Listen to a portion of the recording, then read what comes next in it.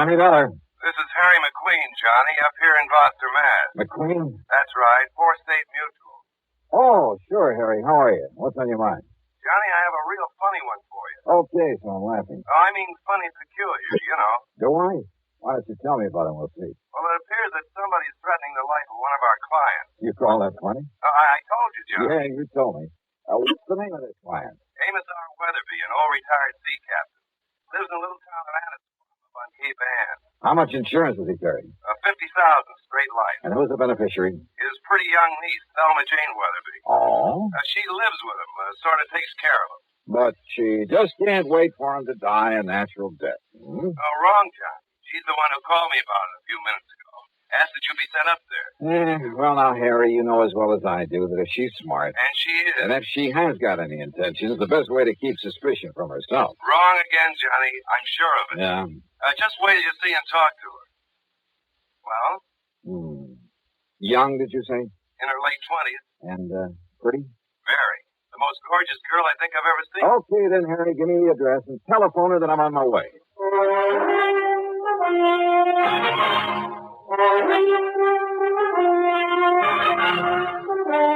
CBS Radio brings you Bob Bailey in the exciting adventures of the man with the action-packed expense account.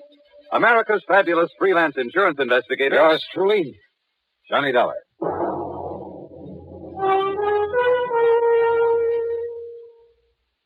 Now, Act One of yours truly, Johnny Dollar.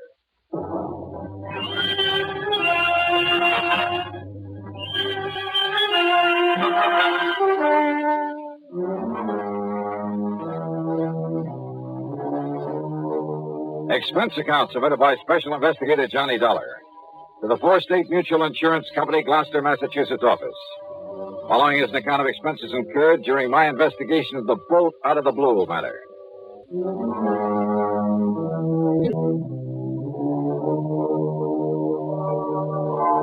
Knowing the Cape Ann country pretty well, I decided to use my own car on this one. So, expense account item 1, $14.70, mileage at the rate of 10 cents a mile. And a bargain for the company at half the price.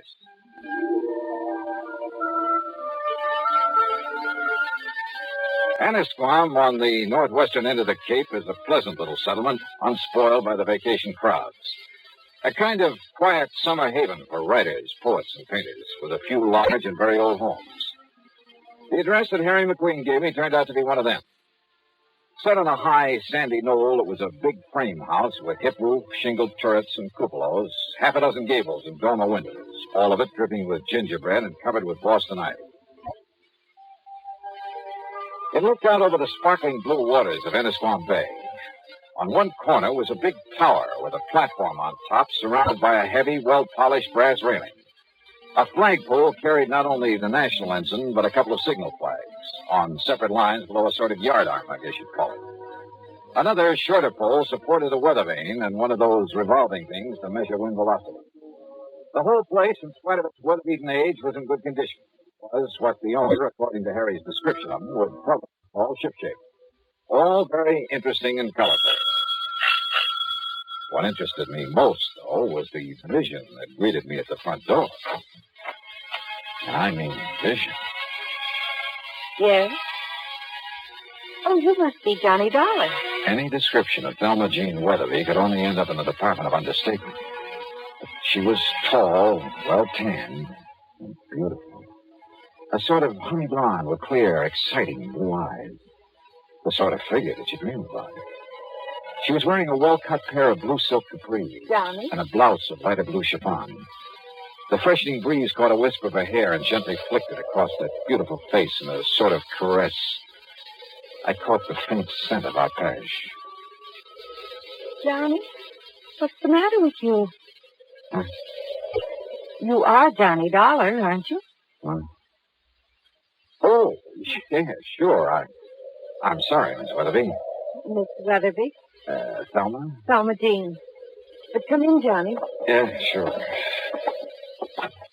The captain has just gone up to the bridge to look for the weather, so we can talk safely. The captain? My uncle, Captain Amos Weatherby. Oh, boy. And the bridge is on that tower on the corner of the house. I see. He spends most of his time up there. It was about Captain Amos that I called the insurance company. So McQueen told me. Sit down, Johnny. And would you like a nice cool drink or something after your long drive? Well, I take it you'd like to tell me what this is all about while the captain isn't here, so why don't we save the amenities for later, huh? All right. I can tell you all about it in 2 minutes. All right. I was engaged to a fellow. That I can believe. His name is Roger Burton. Until a couple of weeks ago when the captain, who didn't like Roger from the start, well, he found out some rather unsavory things about him. Like what, Thelma Jean? Roger never told me, Johnny, but he'd been married. Twice, as a matter of fact. And both of his wives died under very funny circumstances. I see. Also, they both had considerable money, which I will if anything ever happens to Captain Amos. So I understand. His insurance. So I not only broke off with him, but Captain Amos literally threw him out of the house. And believe me, in spite of his age, he could do it. And now? Before he left, Roger told Captain Amos he'd get even with him. He said that he'd kill him. You mean just like that? Yes. He even boasted that he could do it and get away with it. The same as he did with a couple of nosy wives. Those were his very words. You have no idea what a horrible person he became after the captain showed him up. It was like a maniac. Well, then you're lucky to be free of him. You bet I am. It'll be a long time before I fall for any sweet talk again. Oh, it'd be a terrible waste, Thelma Jean. What? Yeah, like you. Oh, Johnny, not you. No, I'm just kidding. Where am I? You better be. And yet, if all the stories I've heard about you I don't are believe true. one of them.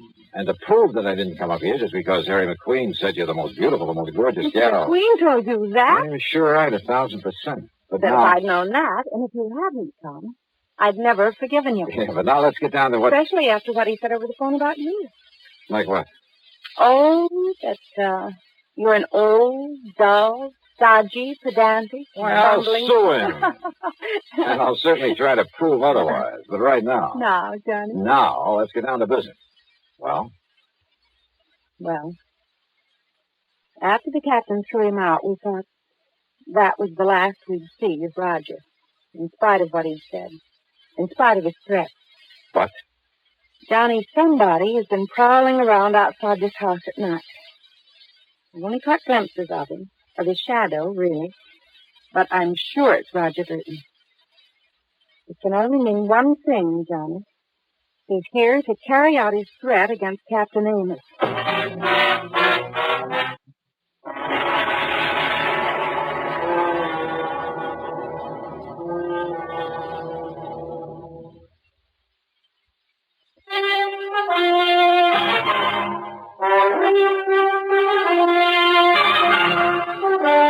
You're sure it's Roger Burton you've seen prowling around the place? Yes, Johnny, and only at night.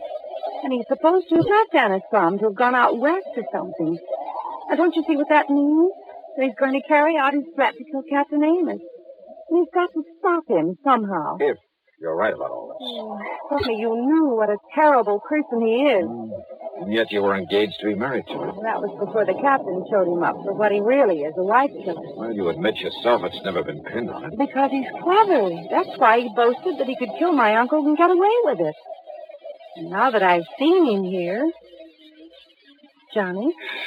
He hasn't made his presence around here known to anyone else, Thelma Jean? I'm sure he doesn't know that I've seen him. But now Well, listen, just what has he done? all I know is that I've seen him, or his shadow, poking around outside in the yard between here and the cell. Then The last cell? What's that? night... Look, you can see it from this window. There. That concrete building, whatever it is, at the edge of the property? It used to be a kind of jail back in the days of the sailing ship.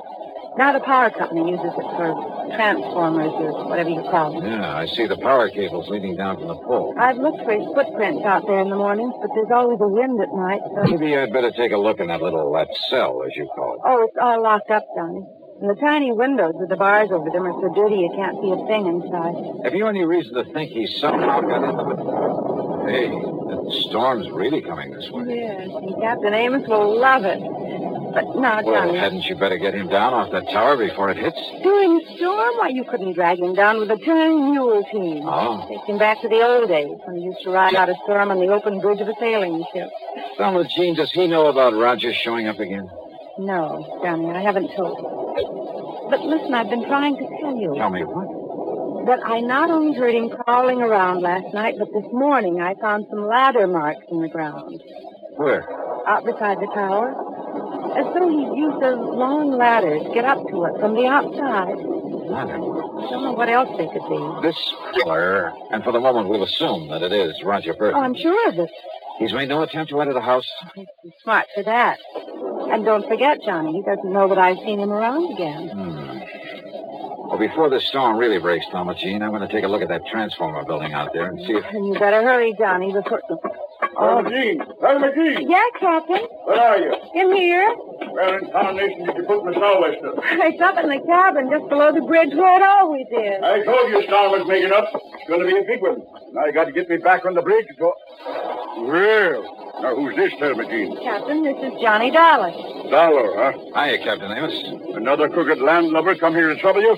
Oh, no, Captain. Johnny was just an old friend who dropped in. Yeah? With the storm coming up, Big one, I tell you. Been in all the papers. But me, I told you it was on the way 5-6 days ago. The way the barometer on the bridge has been behaving. Yes, I know. So I've asked Johnny to stay for the night. Oh? Well, whatever me little girl wants, Thelma Jean, you know that. But, Johnny? Yes, sir? If you do anything to hurt me little girl, and by Jupiter, I'll kill all you. No worries, Captain. All right. Sou'wester's in the cabin up there? Aye, sir. Then I'll see you below here when the storm's over. I'll bring your dinner up to you. Move when I'm riding on the storm. Don't be silly, woman. Aye, sir. Johnny, if you're going out to look at that cell... First, I want you to show me where you found the ladder marks, okay? Aye, sir.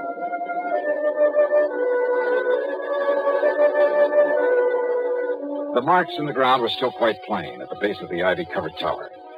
The ladder must have been a tall one, high enough to reach the platform that the captain called the bridge. Then I found, rather, a couple of things. A heavy lightning rod extended up the side of the tower, well hidden by the ivy. But the bottom of it had been sawed off, making it useless. Also hidden by the ivy was a wire, an insulated copper wire. Too heavy to cut without tools, but certainly not big enough to take a lightning bolt. The wire was lashed to the upper section of the lightning rod. The other end disappeared in the ground at my feet, and it led away toward the cell, the little transformer station. It was dark now, and the storm was building up fast. I dashed back into the house, up to the second floor, and then up the winding stairway to the captain's bridge. You better lash yourself under the rail, Johnny. This wind will blow you clean off of the deck into the sea. Looks like you're right, sir. I told her this nor'easter is going to be a big one, and it is, Johnny. Reminds me of one night off the Azores. That was vastly... What are you doing there, Johnny? This upper end of the lightning rod was 6 or 8 feet from the side of the tower, held there by big insulators. But again, the heavy copper wire, again hidden by the ivy. It connected the rod with the brass railing where the captain was holding on for dear life against the wind. And it meant that the railing was the cleverest, most diabolical instrument for murder that I had ever seen.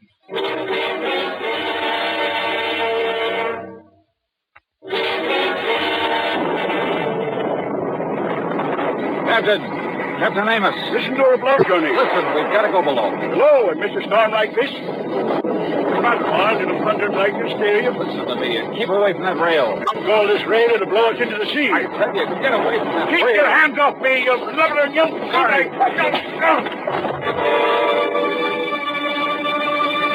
I dragged him off his so-called bridge and down into the little room below, then hoisted him onto my shoulder and started down the circular stairway.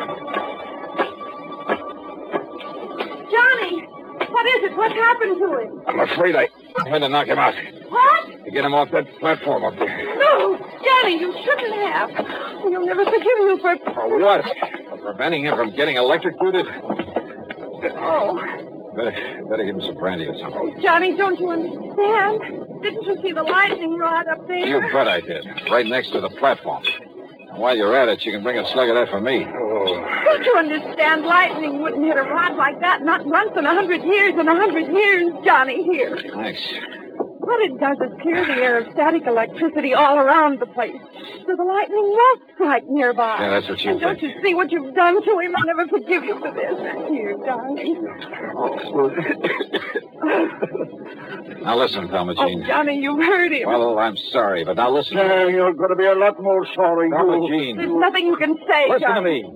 You keep him here. Keep him away from the bridge until I get back here. Come back here, Johnny. You... Just keep him there. Outside, with the aid of occasional flashes of lightning, I found my way to the concrete transformer house. There, I found out how Roger Burton, in spite of the heavy padlock on the door, had got into it. By the simple device of pulling the pins out of the hinges. And who was sitting there waiting for me with a .38 in his hand? Close the door, mister. And back up against it. Go ahead. You don't give me much choice, do you?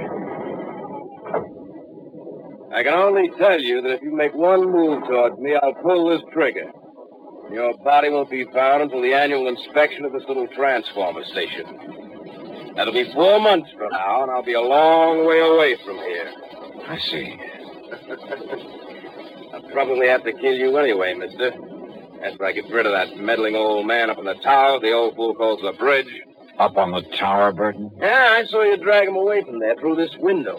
Just before a good flash of lightning that could have been my cover-up. But don't worry. He'll be back. Hanging on to that railing, riding out the rest of the storm. And when he is... The rest of this madman's murder weapon was all too obvious now. Up on the tower, the brass railing was wired to the disconnected lightning rod. On the lower end was the copper wire I discovered. And this end of the wire here in the blockhouse was connected to a 22,000-volt transformer. You see how it works, mister? He goes back up there and grabs hold of the rail. I throw the switch. And the power in this line will not only kill him, but melt away the copper wire. Destroy the evidence. Only nobody will look for evidence. Because they'll all think a bolt of lightning killed him. All right, Burton, listen to me. Oh. Look. I can see him. In the room where you carried him. Hey, look through the window beside you. You can see him, too. I can see him all right. Starting back up the circular stairway, back up to the bridge. You think that Thelma Jean can stop him? Never! If he ever got there, if he touched the railing, Burton would throw the switch, would electrocute him. But then a miracle. Once in 100 years, the bolt of lightning out of the heavens.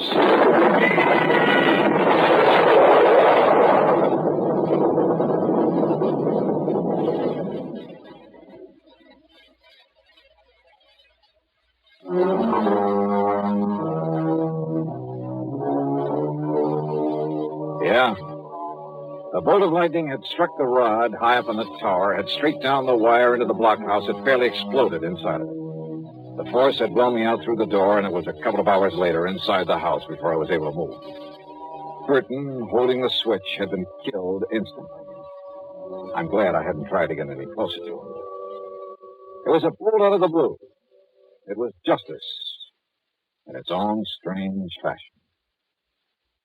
Expense account total, including a checkup by one of the local medicos, some new clothes, mine were in shreds, incidentals, and the trip back to Hartford, $171.50. Yours truly, Johnny Dollar.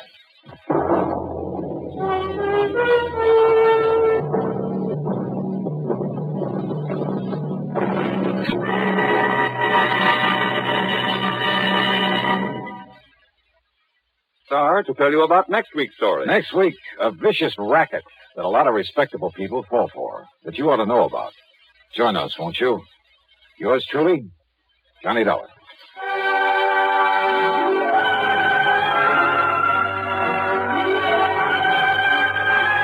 Yours truly, Johnny Dollar, starring Bob Bailey, originates in Hollywood and is written, produced, and directed by Jack Johnstone.